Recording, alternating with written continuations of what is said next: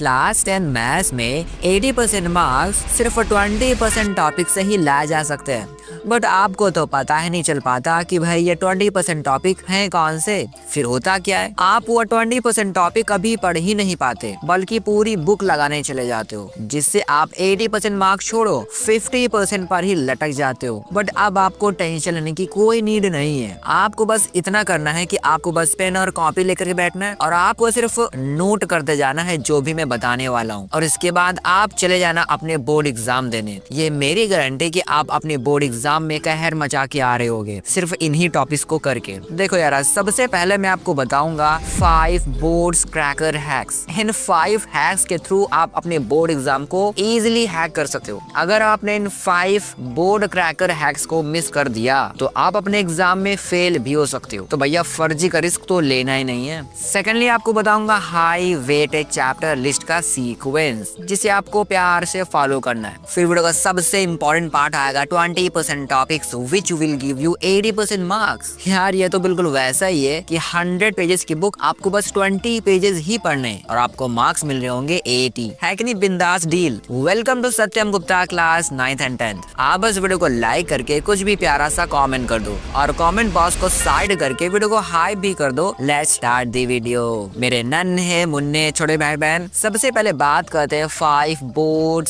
Cracker hacks. और hack number 1 है make your speed double. देखो मेरे दोस्त, जैसा कि आपको पता है कि आपके पास बहुत ही ज्यादा कम टाइम बचा हुआ है, शायद 1 महीने से भी कम टाइम बचा हुआ है, और अगर इस कम टाइम में भी वही स्पीड यूज करोगे तो प्रॉब्लम हो सकती है। इसलिए आज और अभी से आपको अपनी स्पीड डबल करनी होगी, और आपको सिर्फ पढ़ने में ही नहीं, हर एक काम में अपनी स्पीड को डबल करना होगा। खाने पीने में, नहाने धोने में, घूमने फिरने में, हर एक काम आपका आधे टाइम में ही होना चाहिए। अगर 2 चैप्टर्स करना चाहते हो एक दिन में तो आपको डबल स्पीड के साथ 2 नहीं बल्कि 4 चैप्टर्स करने होंगे। हैक नंबर 2 है नॉन स्टॉप स्टडी। मेरे दोस्त, अब वक्त आ गया है नॉन स्टॉप स्टडी करने का, क्योंकि बोर्ड एग्जाम सर पर खड़े हो चुके हैं। अब आपके पास कोई दूसरा ऑप्शन है ही नहीं कि आप आलस कर लो। आपके पास रुकने का टाइम तो है ही नहीं। और नॉन स्टॉप स्टडी का मतलब ये नहीं कि आपको रोबोट बन जाना है, AI बन जाना है, चैट GPT बन जाना है। नहीं, नॉन स्टॉप स्टडी का मतलब है कि आप पूरे दिन में सिर्फ और सिर्फ स्टडीज पे ही फोकस कर रहे होगे। आपके दिमाग में हर वक्त स्टडीज ही चल रहा होगा। फर्जी का टाइम पास बिल्कुल नहीं। कंटेंट कंज्यूम करना ही है तो स्टडी वाला करो। मोबाइल चलाना ही है तो अपने स्टडी से ही रिलेटेड चीजें देखो। अगर गेम भी खेल रहे हो तो ऐसा खेलो जो आपके बोर्ड एग्जाम में आपको हेल्प कर सके। अपने दोस्तों से बातें भी करनी है तो यार एग्जाम से रिलेटेड करो। अगर आप वॉकिंग कर रहे हो उस टाइम पे भी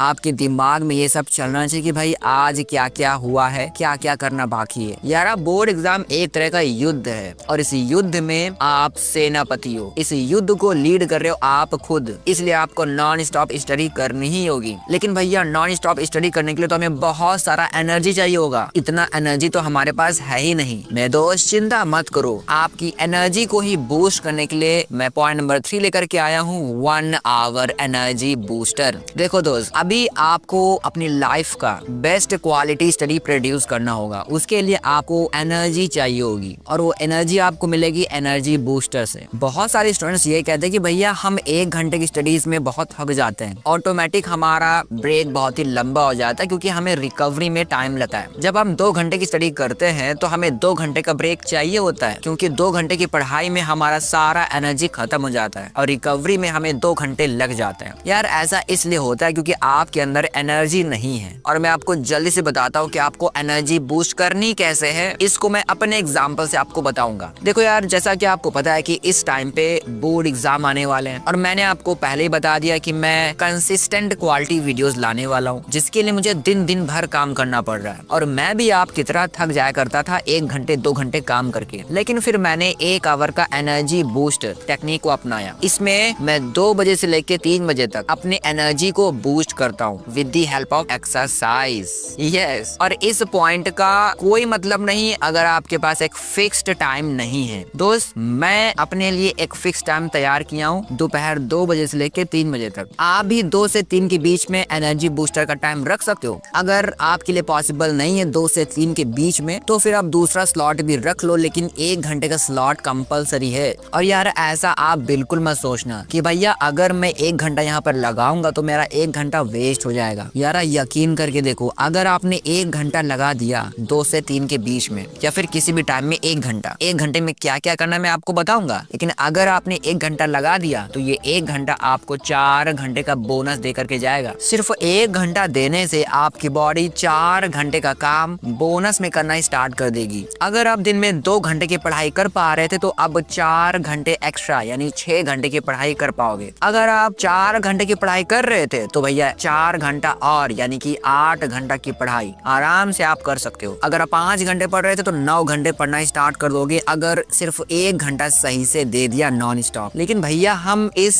1 घंटे के अंदर क्या कर सकते हैं? तो आप क्या कर सकते हो वो तो ठीक है, लेकिन मैं क्या करता हूँ वो मैं आपको बताता हूँ। मैं यहाँ पे जंपिंग करता हूँ, स्ट्रेचिंग वाली एक्सरसाइज करता हूँ, सूर्य नमस्कार करता हूँ, कुछ ब्रेन एक्सरसाइज करता हूँ और सर के बल उल्टा खड़ा हो जाता हूँ, जिससे मेरा दिमाग थोड़ा तेज हो जाता है। इसके साथ ही मैं कभी कभी देसी दंड बैठक भी करता हूँ। अगर आप बॉय हो तो डेफिनेटली आपको देसी दंड बैठक लगाने चाहिए, 2 4 6 जो भी लगा पाओ। तो पॉइंट नंबर 3 में आपको 1 आवर का एनर्जी बूस्टर लेना ही लेना है। पॉइंट नंबर 4 है स्टार्ट योर डे अर्ली। तो आप में से कितने लोग हैं जो सोचते हैं कि हम रात भर पढ़ाई करेंगे लेकिन दिन में इनको पढ़ाई नहीं करनी? भाई ऐसे कितने ही सारे बच्चे होते हैं जो रात में बहुत देर तक पढ़ाई करने का ट्राई करते हैं और कई बार तो वो पढ़ाई कर भी लेते हैं, लेकिन फिर रात में उनको सही से नींद नहीं आती। कई बार रात में नींद की वजह से वो सही से फोकस कर नहीं पाते और देर रात में सोने की वजह से वो रात में भी सही से सो नहीं पाते और दिन भर उनकी आंखें लगा करती हैं, दिन भर उनकी बॉडी सही से वर्क नहीं कर पाती। यानी रात में आप देर तक जागे तो सही, लेकिन सही से न रात में पढ़ाई कर पाए और जो नेक्स्ट आने वाला डे था उसको भी आपने खराब कर लिया, क्योंकि पूरी बॉडी टूट रही है क्योंकि आपको सही से नींद नहीं मिल पाई। यानी इस छोटी सी गलती की वजह से आप अपना रात भी खराब करते हो और अपना दिन भी खराब कर देते हो। इसलिए मैं ऑलवेज सजेस्ट करता हूँ स्टार्ट योर डे अर्ली।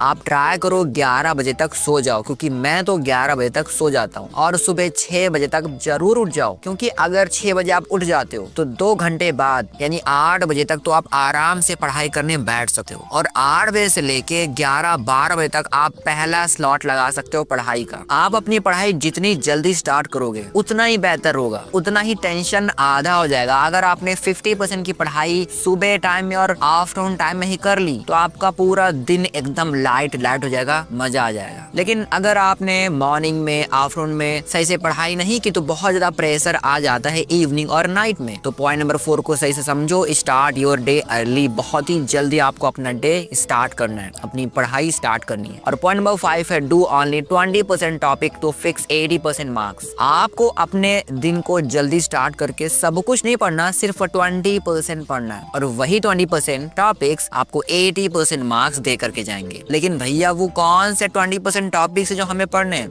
वो मैं वीडियो में आपको आगे बताऊंगा। लेकिन उससे पहले आपको बताता हूँ एक बहुत ही इंपॉर्टेंट टिप, क्वेश्चन प्रैक्टिस। ये बहुत ही प्रो टिप है क्योंकि क्वेश्चन प्रैक्टिस को बच्चे बहुत ही ज्यादा इग्नोर करते हैं। तो सबसे पहले आप मार्केट में जाकर के बहुत ही अच्छा सा सैंपल पेपर लेके आ जाओ और ऐसा सैंपल पेपर लेके आओ जिसमें सारे सब्जेक्ट के सैंपल पेपर्स एक ही बुक में गिवन हो। इस तरह के सैंपल पेपर्स मार्केट में बहुत सारे हैं, लेकिन जो टॉप 2 हैं वो है PW का सैंपल पेपर और नेक्स्ट टॉपर्स का सैंपल पेपर। ये दोनों ही सैंपल पेपर्स ऐसे डिजाइन किए गए हैं कि एक ही बुक के अंदर सारे सब्जेक्ट कवर्ड है। अगर किसी बच्चे ने सही से सारे सैंपल पेपर्स को सही से प्रैक्टिस कर लिया तो बोर्ड एग्जाम में उसका कोई भी क्वेश्चन फंसेगा नहीं जल्दी। अगर आप PW के फैन हो तो आप PW का रियल फील वाला सैंपल पेपर बाय कर सकते हो, और अगर आप नेक्स्ट टॉपर्स के फैन हो तो भैया आपके लिए प्रयास वाला सैंपल पेपर वो आप ले सकते हो। दोनों सैंपल पेपर्स का लिंक डिस्क्रिप्शन में लगा दिया, डिस्काउंटेड लिंक है तो यूज कर सकते हो। और अगर आपने पहले से ही सैंपल पेपर्स बाय कर रखे हैं तो भैया लगाते क्यों नहीं हो? किसका इंतजार कर रहे हो कि अलादीन का जिन आएगा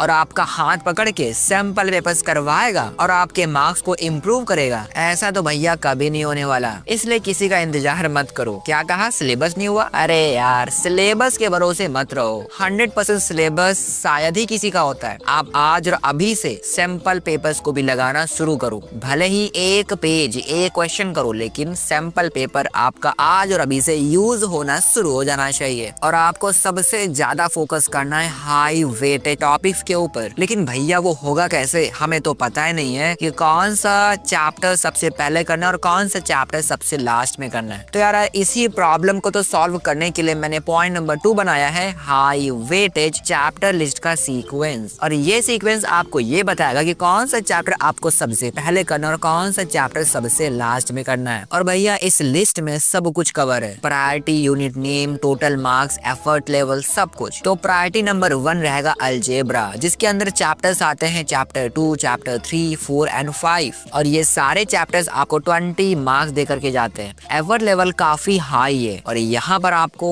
रिक्वायर्स प्रैक्टिस, यानी प्रैक्टिस का रिक्वायरमेंट सबसे ज्यादा रहेगा। प्रायोरिटी 2 होगा हमारा ज्योमेट्री और चैप्टर नंबर है 6 एंड 10 और ये मिलकर ये आपको 15 मार्क्स देते हैं। एफर्ट लेवल मीडियम है क्योंकि यहाँ पर ज्यादा कैलकुलेशन है ही नहीं, या फिर ऐसा कहो कैलकुलेशन है ही नहीं, थ्योरम्स आर की, यहाँ पर थ्योरम्स का दादागिरी चलता है, यहाँ पर थ्योरम्स ही आपको पढ़नी है। प्रायोरिटी नंबर 3 है ट्रिग्नोमेट्री, जिसमें चैप्टर 8 एंड चैप्टर 9 आते हैं और ये मिलकर आपको 12 मार्क्स देते हैं। एफर्ट लेवल मीडियम है, फॉर्मूलाज आर की, यानी आपको फॉर्मूलाज आते हैं तो ट्रिग्नोमेट्री बहुत ही इजी हो जाती है। प्रायोरिटी नंबर 4 रहेगा स्टैट्स एंड प्रोबेबिलिटी और ये मिलकर के आपको 11 मार्क्स देते हैं। एफर्ट लेवल काफी लो है, यानी इजीएस्ट टू स्कोर, बहुत ही छोटा एफर्ट लेकर भी आप अच्छा स्कोर कर सकते हो। प्रायोरिटी नंबर 5 है मेंसुरेशन, चैप्टर 12 एंड चैप्टर 13, ये मिलकर के आपको 10 मार्क्स देते हैं।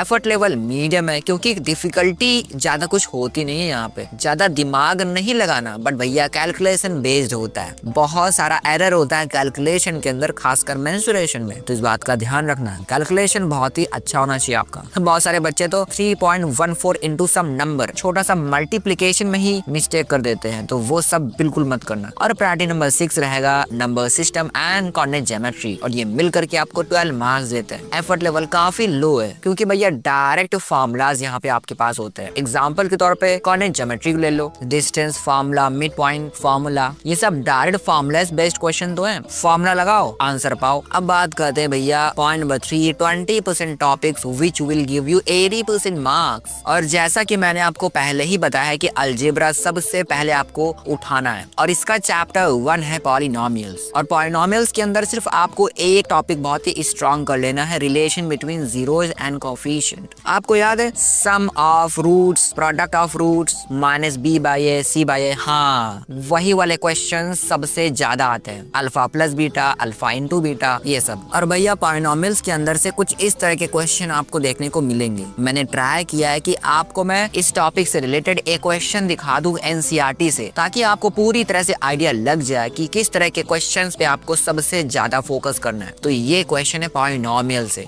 ऐसे ही मैं एक एक क्वेश्चन हर एक चैप्टर से आपको दिखाने का ट्राई करूंगा ताकि आप सही से समझ पाओ कि कौन से टॉपिक से किस तरह के क्वेश्चन बनते हैं और कौन से टॉपिक्स आपको तैयार करने हैं, कौन से क्वेश्चंस आपको तैयार करने हैं। तो भैया नंबर 2 पे आपको तैयार करना है लीनियर इक्वेशंस और यहाँ पर सबसे ज्यादा जो इंपॉर्टेंट होता है सॉल्विंग बाय एलिमिनेशन मेथड। जो 2 इक्वेशंस होती हैं फिर एलिमिनेशन मेथड से सॉल्व करते हो, वही वाला। And infinite and no solution वाला केस। लीनियर इक्वेशन में बहुत सारे कंडीशंस होते हैं ना, a1/a2 इक्वल b1/2, हाँ बिल्कुल वैसा ही। और क्वेश्चन ऐसा दिखाई देता है, मैं आपको शो करने का ट्राई कर रहा हूँ। उसके बाद आपको आ जाना है क्वाड्रेटिक इक्वेशंस पे और यहाँ पर जो सबसे ज्यादा फेमस क्वेश्चन होता है finding roots using the quadratic formula. आपको याद है आप बहुत ही easily splitting the middle term से रूट्स को फाइंड कर सकते हो, बट वो वर्क नहीं करता तो आप क्वाड्रेटिक फार्मूला यूज करते हो। इसके अलावा क्वाड्रेटिक चैप्टर से आपके पास identifying the nature of root वाला क्वेश्चन बहुत आता है, वही भैया डिस्क्रिमिनेंट वाला, d = b² - 4ac, हाँ बिल्कुल वही। और क्वाड्रेटिक से कुछ इस तरह के क्वेश्चंस पूछे जाते हैं। अगर बात करें अरिथमेटिक प्रोग्रेशन का तो यहाँ पर फाइंडिंग द nth टर्म, ये वाला क्वेश्चन बहुत पूछा जाता है। And word problem based on the sum of n terms, यानी SN, यानी n फाइंड करना और SN फाइंड करना, ये वाला क्वेश्चन बहुत पूछा जाता है। और ये रहा एनसीईआरटी से क्वेश्चन जो भी टॉपिक मैं आपको बता रहा हूँ। अलजेब्रा करने के बाद आपको कूद जाना है यूनिट 4 एंड 5 पे, जो की है ज्योमेट्री एंड ट्रिग्नोमेट्री। ज्योमेट्री के अंदर चैप्टर 1 रहेगा ट्रायंगल्स और ट्रायंगल के अंदर भी सबसे ज्यादा फेमस थ्योरम होता है बीपीटी, यानी थेल्स थ्योरम। पता नहीं भैया बोर्ड वालों को इस थ्योरम के अंदर ऐसा क्या दिखाई देता है कि उनको इतना पसंद है, हर बार आता ही आता है क्वेश्चन भाई इस चैप्टर से। तो इस चैप्टर से अगर सिर्फ यही तैयार कर लोगे थेल्स थ्योरम तो बस आपका काम हो जाएगा। एंड जो सिमिलैरिटी वाले होते हैं क्राइटेरिया वो भी देख लेना। और ट्रायंगल से कुछ इस तरह के क्वेश्चंस आपको देखने को मिलते हैं। उसके बाद आपको आ जाना है सर्कल्स के ऊपर और सर्कल्स में एक थ्योरम सबसे ज्यादा इंपॉर्टेंट है, tangent from an external point are are equal, एक सर्कल होता है, उस सर्कल के ऊपर अगर एक्सटर्नल पॉइंट से आप टेंजेंट बनाओगे तो वो दोनों इक्वल होता है, वही वाला थ्योरम आपको तैयार करना है। बहुत ही ज्यादा रिपीट करते भाई ये लोग, इस चैप्टर से इस थ्योरम को देख लो, काम बन जाएगा। और कुछ इस तरह के क्वेश्चन आपको बोर्ड में दिखाई देंगे, मैंने ट्राई किया है एनसीईआरटी से शो करने का। और भैया इसके बाद आपको जंप करके आ जाना है ट्रिग्नोमेट्री वाली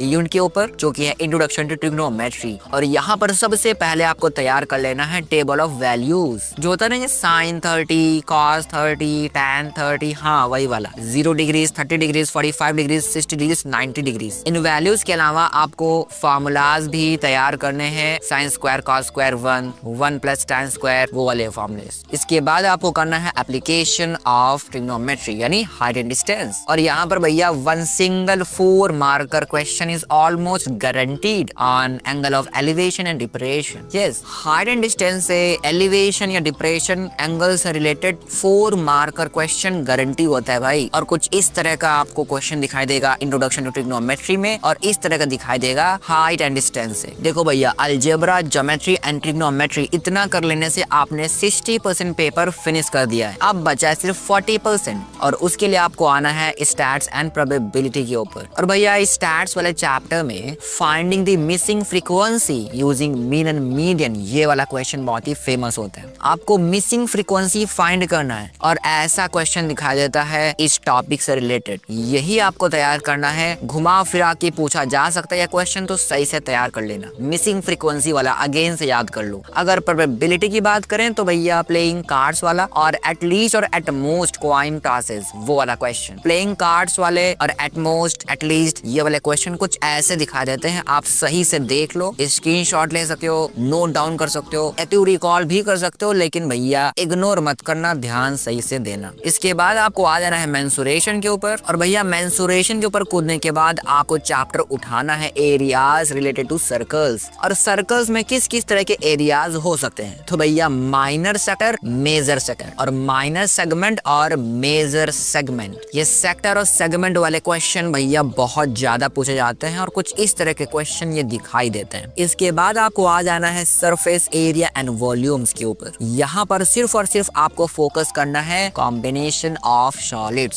सिंगल पे मत देखना दोस्त। सिंगल वाले की कोन का एरिया कैसे फाइंड करते हैं, हेमिस्फेयर कैसे फाइंड करते हैं, वो आप सरफेस एरिया भी कर लोगे और वॉल्यूम भी कर लोगे, लेकिन यार कॉम्बिनेशन मत भूलना। दोनों को कंबाइन करके कैसे आप सॉल्व करोगे वो चीज। जब दो सॉलिड्स को आप कंबाइन करते हो तो किस किस एरियाज को लेना होता है और कौन कौन से एरियाज को इग्नोर करना होता है। बहुत सारे बच्चे कंफ्यूज होते हैं कि भैया हमसे तो कॉम्बिनेशन ऑफ सॉलिड वाले क्वेश्चंस हो ही नहीं पाते। तो यार रीजन यही है कि आप प्रैक्टिस नहीं करते कॉम्बिनेशन वाले सॉलिड्स का, आप सिंगल वाले प्रैक्टिस करते, तो ऐसा मत करना। और कुछ इस तरह के क्वेश्चंस आपको दिखाई देंगे आपके एग्जाम में। मैंने एनसीईआरटी से अगेन से क्वेश्चन दिखाए हैं। इसके बाद भैया आपको आ जाना है यूनिट नंबर 1 और 3, real numbers and coordinate geometry. देखो दोस्त, रियल नंबर से एक क्वेश्चन जो हर बार पूछा जाता है वो ये है कि √2, √3 और √5 जैसे नंबर्स को इरेशनल कैसे प्रूफ करना है। तो यार ये एक पेज का सोल्यूशन होता है, और सिर्फ एक पेज के अंदर आप 5 मार्क्स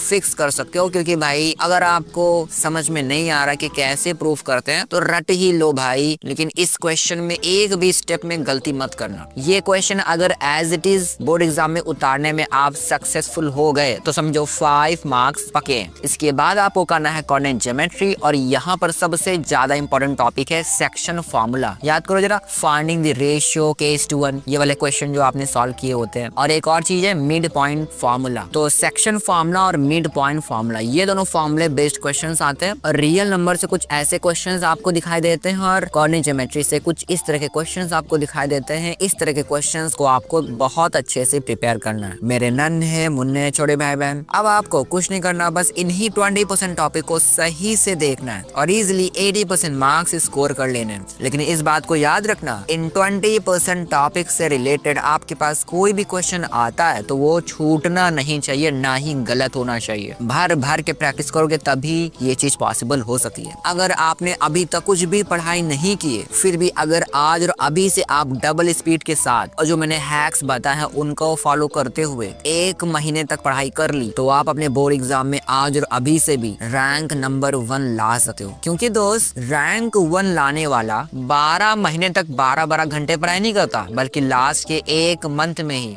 12-12 घंटे पढ़ाई करना शुरू करता है और लास्ट तक जब तक एग्जाम नहीं हो जाते तब तक वो लगा रहता है। तो वही काम आपको भी करना है। और चलो भैया अब वीडियो बंद करो और पढ़ाई करना शुरू करो। लेकिन उससे पहले अगर ये वीडियो आपको हेल्पफुल लगी है तो इसे लाइक जरूर कर देना और अपने एक दोस्त तक इसे जरूर शेयर करो। और आप कमेंट करके बताओ कौन सा वीडियो आपको नेक्स्ट चाहिए। और अगर आपको ये नहीं पता कि नेक्स्ट 30 डेज तक मैं कौन सा प्लानर फॉलो करूं तो आप ये वाला वीडियो देख सकते हो स्क्रीन पर क्लिक करके। मैं आपको वहीं मिलता हूँ। Bye bye bye.